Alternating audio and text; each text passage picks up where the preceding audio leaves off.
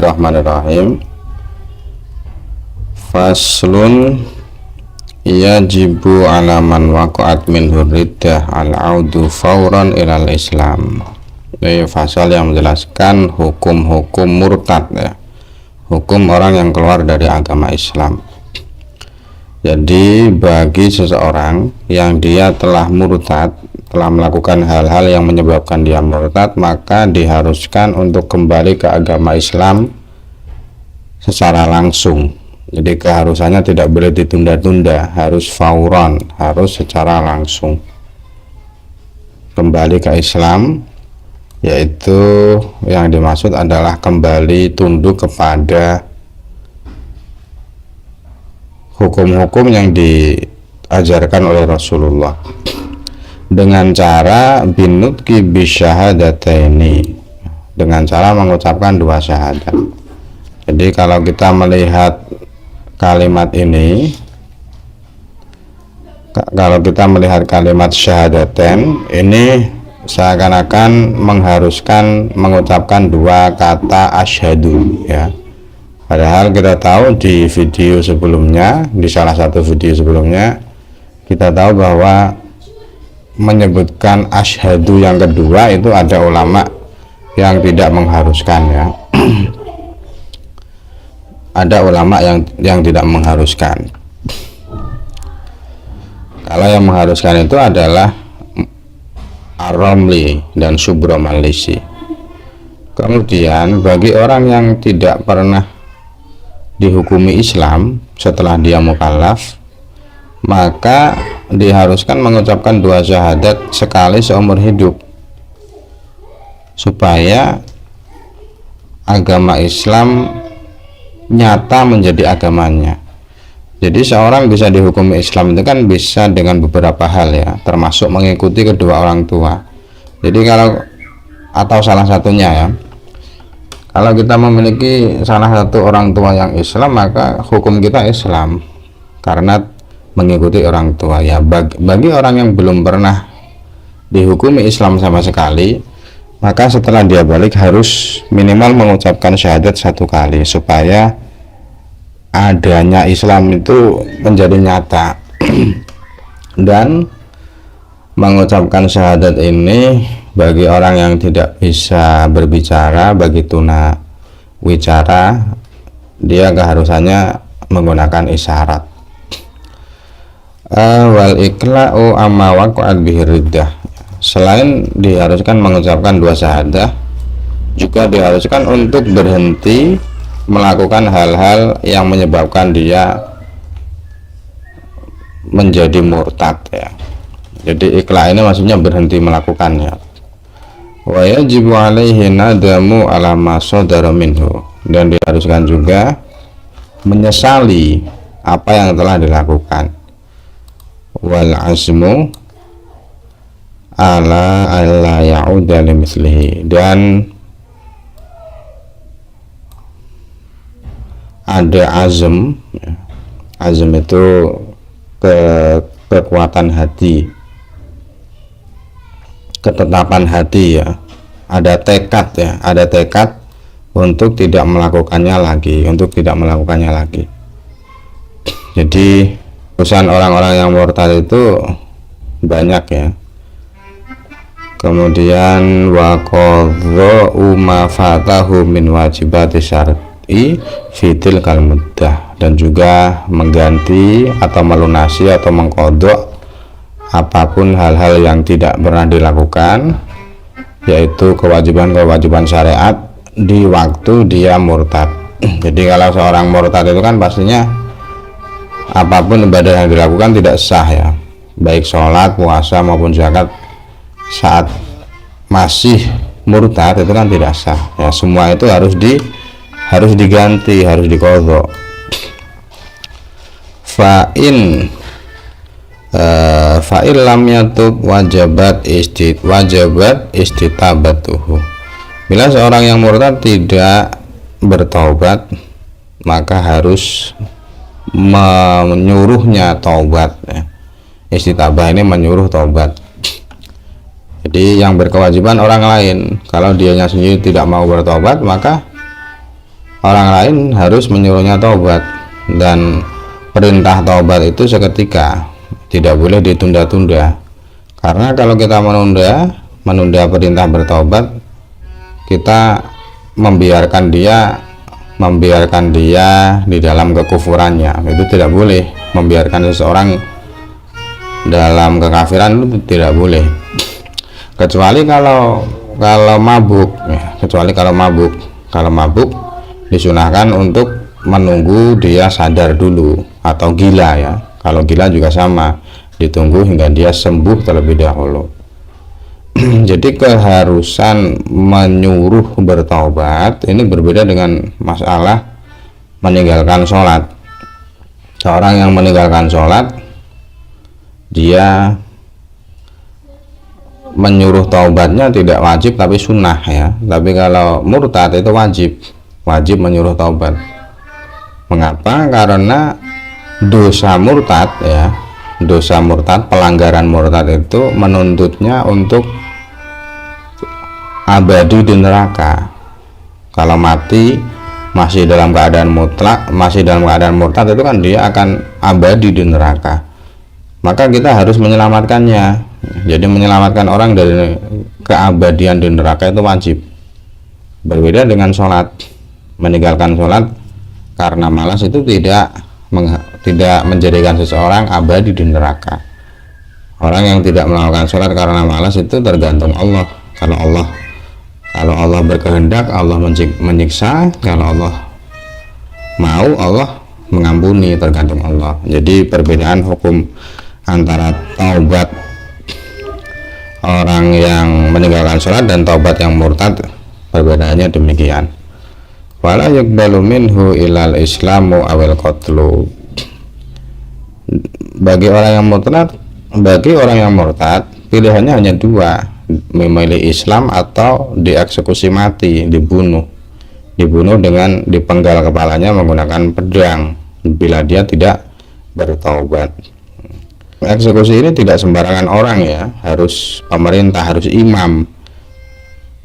Tapi kalau imam tidak mau membunuh, nah ini ada penjelasan yang dijelaskan Asy-Syarqawi ya. Kalau imam tidak mau membunuh orang yang murtad, maka kewajiban membunuh itu berpindah ke orang lain dalam arti semua orang boleh membunuhnya kalau memang dia mampu dan amri akibat membunuhnya. Mengapa pindah ke orang lain? Karena hal ini termasuk kategori dari nahyu anil mungkar, menghilangkan kemungkaran atau melarang kemungkaran. Wa yabtulu bihazamuhu wa tayammumuhu. Jadi setelah orang murtad, maka ibadah-ibadah yang dilakukan itu batal ya. Termasuk yang batal adalah puasa, kemudian tayamum, tayamum ini batal ya. Jadi orang yang bertayamum kemudian dia murtad, itu tayamumnya batal, dan semua amalnya juga batal kalau murtadnya sambung sampai mati. Jadi maksudnya sambung sampai mati, tidak Islam sebelum mati. Jadi murtad itu kalau terus menerus hingga meninggal, itu membatalkan semua amal. Tapi kalau kembali Islam sebelum meninggal, maka amalnya kembali, tapi tidak ada pahalanya. Jadi tidak harus qadha, dan nanti di akhirat juga tidak dituntut karena semua amalnya kembali, walaupun kembalinya tanpa dosa. Wa nikahuhu qabla duhuli. Termasuk yang batal adalah pernikahan. Seseorang yang menikah kemudian dia murtad, maka nikahnya batal. Kalau memang murtadnya sebelum melakukan hubungan badan, walaupun hubungan badan dilakukan di dubur ya, termasuk juga memasukkan sperma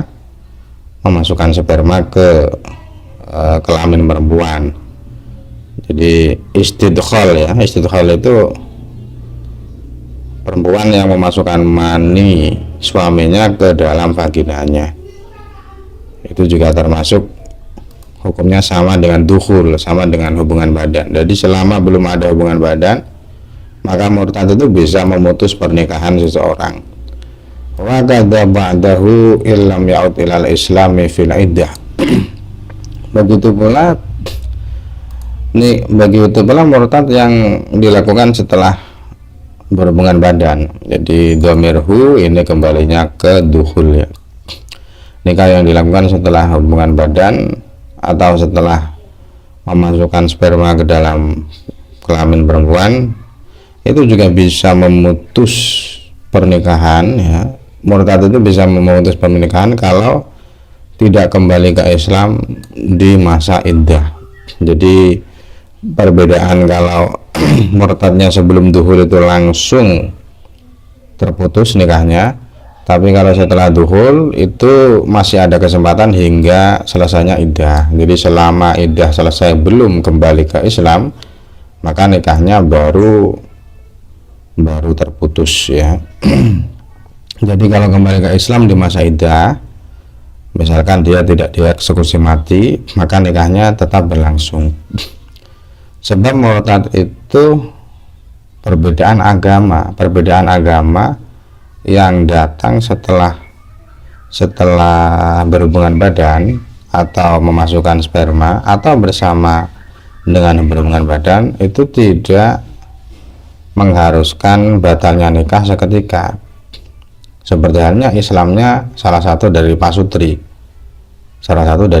kafir. Jadi ada pasangan suami istri yang keduanya kafir, kemudian salah satunya masuk Islam, itu tidak seketika batal. Dan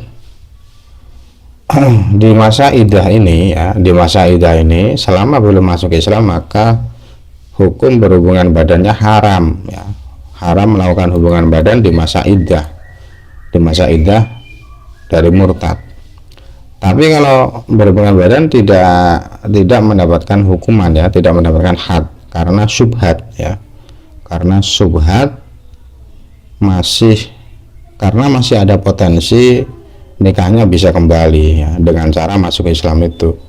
Oleh karena itu diharuskan iddah ya, diharuskan iddah. Jadi seorang yang sudah pernah berhubungan badan kemudian murtad itu kan masih ada potensi nikahnya kembali dengan cara masuk Islam. Oleh karena itu diharuskan iddah, masih ada waktu tunggunya.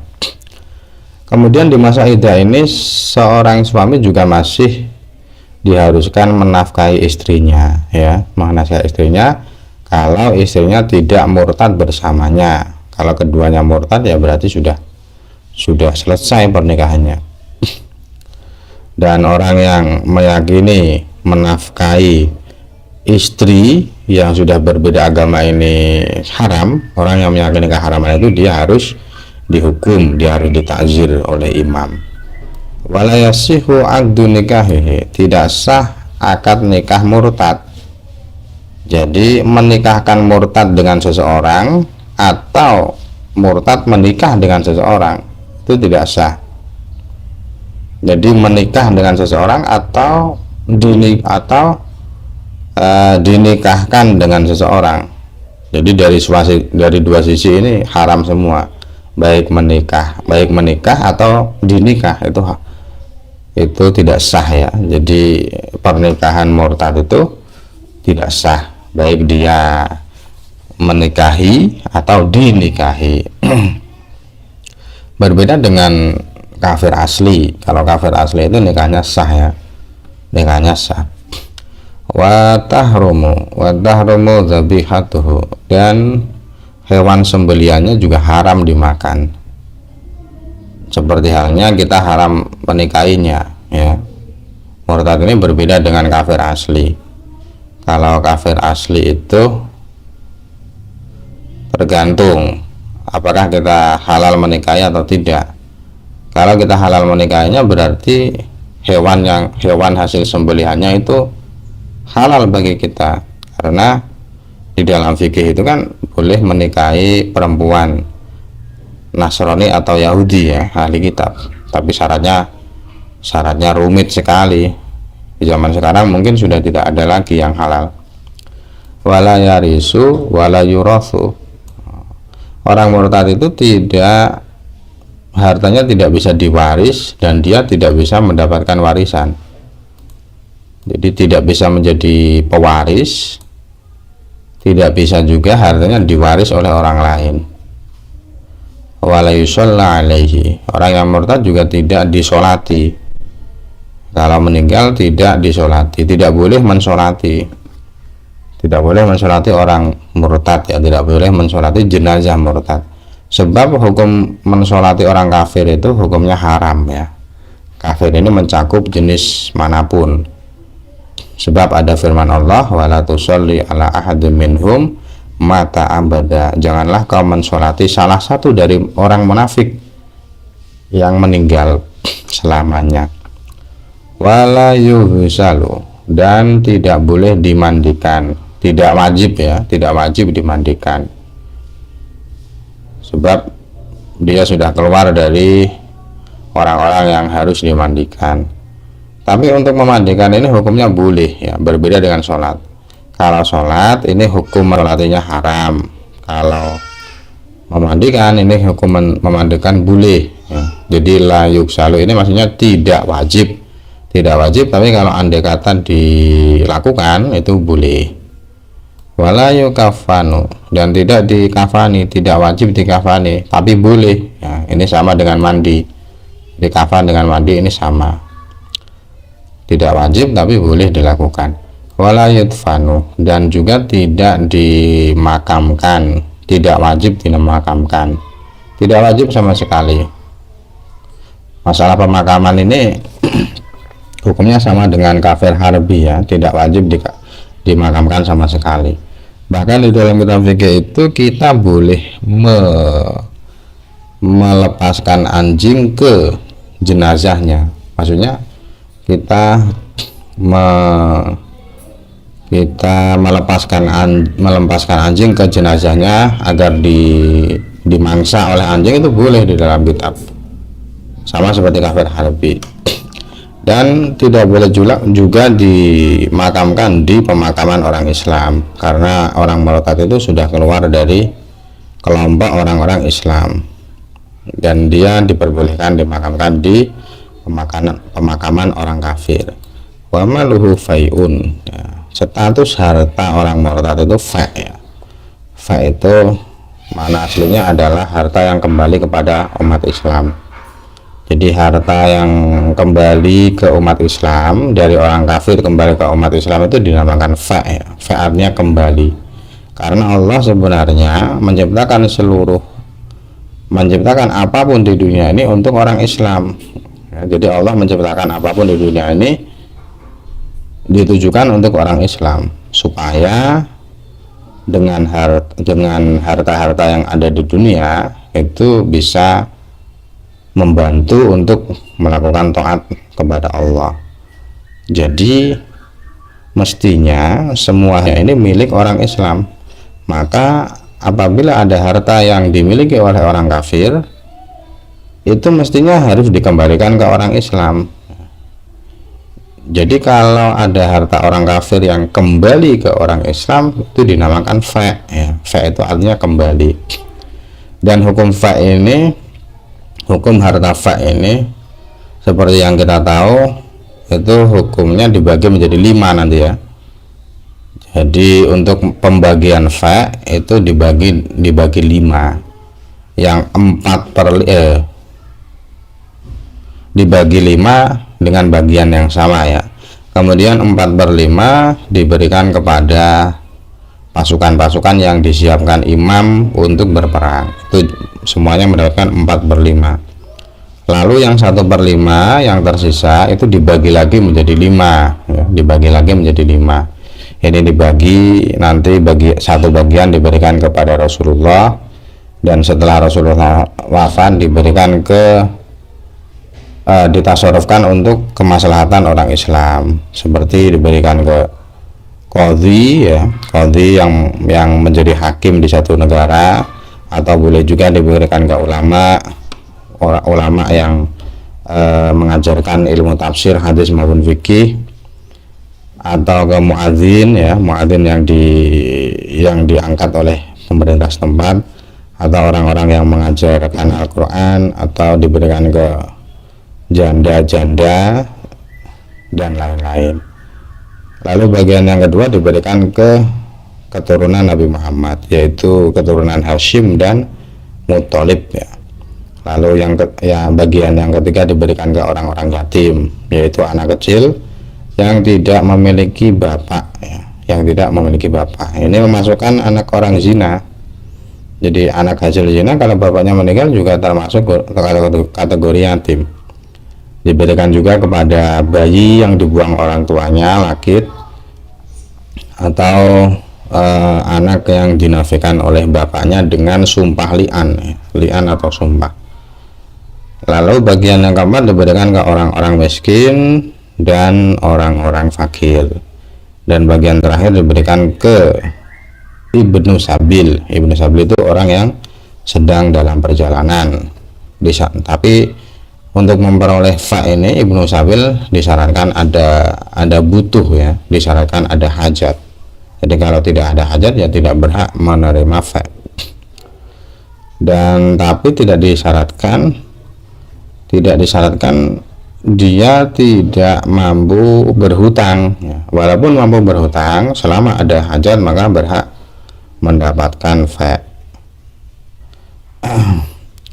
Dan juga bagi orang yang murtad ya, kalau dia memiliki hutang, maka hutang itu dilunasi dengan harta ini ya, dengan harta ini. Hutang-hutang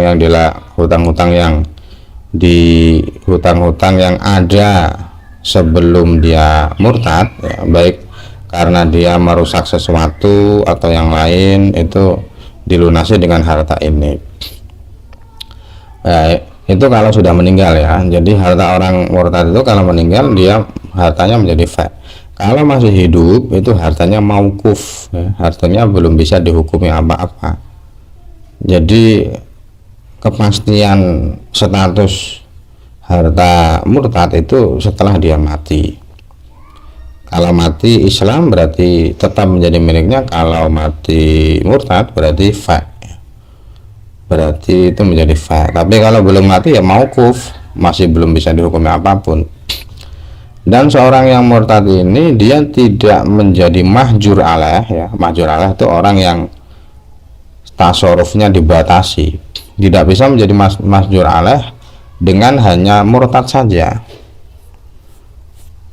Orang yang murtad bisa menjadi mahjur alaih kalau ada keputusan dari hakim, ada ketetapan dari hakim. Jadi orang yang murtad itu sama dengan muflis ya. Muflis itu orang yang bangkrut ya. Orang yang bangkrut itu selama tidak ada keputusan dari hakim, dia juga tidak berstatus sebagai mahjur alaih.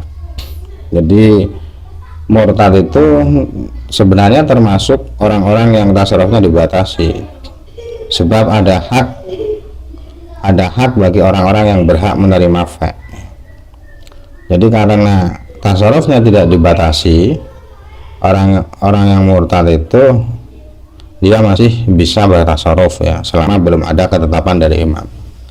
Dan harta orang murtad itu juga digunakan untuk menafkahi orang-orang yang harus dinafkahinya ya, baik dirinya sendiri atau hartanya maksudnya hewan ya, atau istri-istrinya, itu semuanya juga dinafkahi menggunakan harta murtad, karena itu adalah hak yang berhubungan dengan hartanya. Jadi harus dikeluarkan untuk itu. Kalau tasarruf yang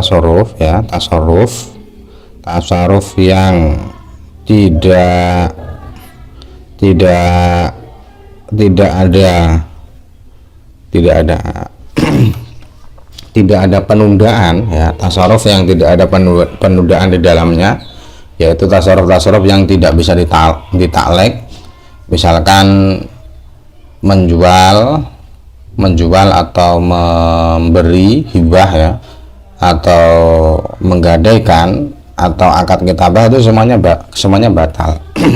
Jadi tasarruf itu kan di bab muamalat ya, tasarruf itu kan ada yang bisa ditaklek, ada yang tidak menerima taklek.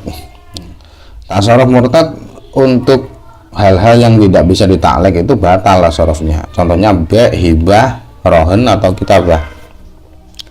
Kalau tasarruf yang bisa ditaklek itu sah ya, tasarrufnya sah. Misalkan memerdekakan budak atau mengakati takdir budak ya, mengatakan kepada budaknya bahwa kalau aku mati kau merdeka, itu takdir namanya.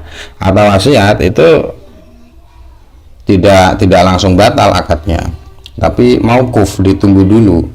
Kalau dia mati Islam, maka akad-akad yang dilakukan itu yang tidak bisa ditaklek itu sah. Tapi kalau dia tidak Islam maka tidak sah. Faslun,